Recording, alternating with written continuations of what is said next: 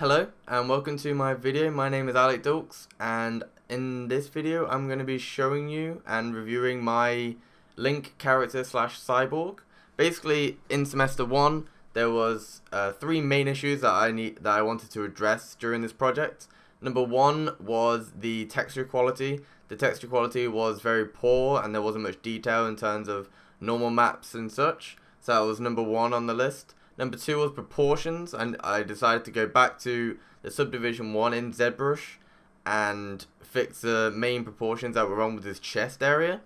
And then 3 was actually fixing some of the details around the unwraps.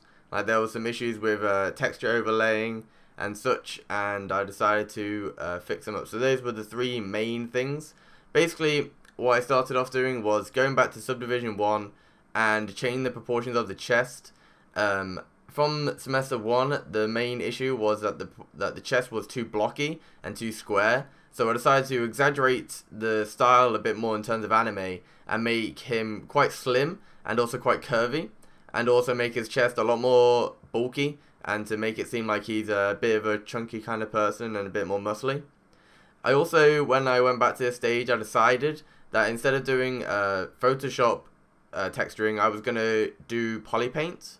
I decided this mainly because I wanted to try something a bit different, and I also knew that because of the high detail in the high poly sculpt, that I would be able to get really nice alphas and really nice details in normal maps and such. So what I decided to do was, after the main proportions were done, I decided I had to retop the character, which there was an issue with this, mainly because one, the high poly character was too detailed in all its forms. When I tried to bring it all together, they actually caused a lot of issues, and I couldn't actually bring it all together in one max file without it crashing. So for the whole duration of this project, I was fighting against my own computer and trying to get as many parts in at once and then render them all out, and then have to switch over to other parts and then render them all out and then piece it all together in Photoshop.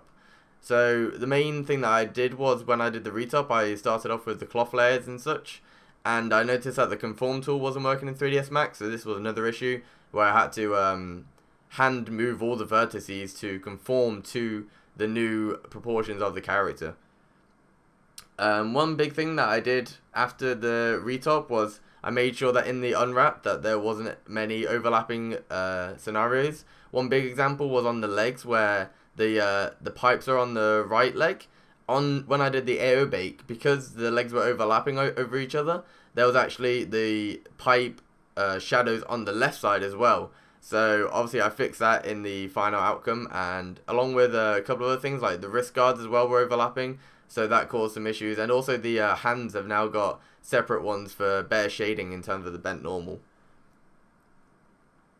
Another thing was with the bent normals and stuff like that and the poly painting, there was a big issue with actually getting the poly paint details out of ZBrush, and unfortunately I couldn't get the poly paint textures onto the final character. So what you're seeing right now is the old detailed colors, however with a bent normal map, and using the green channel in overlay in Photoshop, I'm able to get some of the normal map detail and also get some nice shading.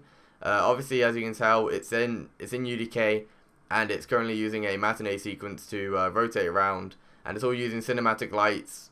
And I know that the normal map isn't very good on it, and I think the major issue for this was because of I had to try and organize all the different files, and I think along the way some of the files maybe moved a slight inch, or there was some issues when I was bringing in old files onto the new unwrap, and that caused some normal map issues around the edges specifically.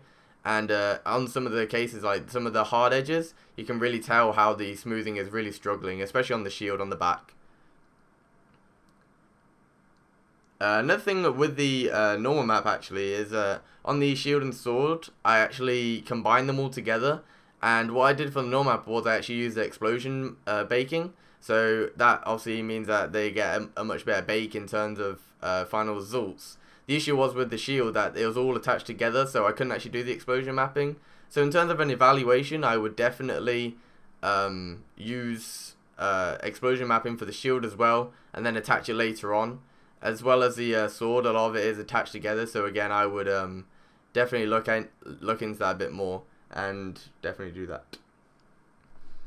Another big thing with the texturing was the anime style. Basically, when I first did it, there was a lot of confusion in terms of trying to get realistic colors and then also an anime face.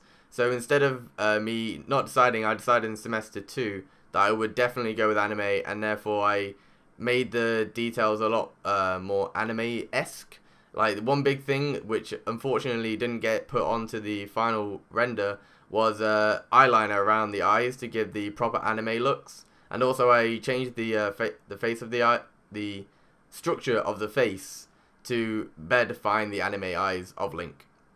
As you can tell as well that he's currently in an A pose. I did get the character to the cat rig stage, however unfortunately I couldn't get the skinning done in time, and therefore I decided to better focus my time on presenting the model that I had, instead of posing it and then only getting out a 3ds Max render.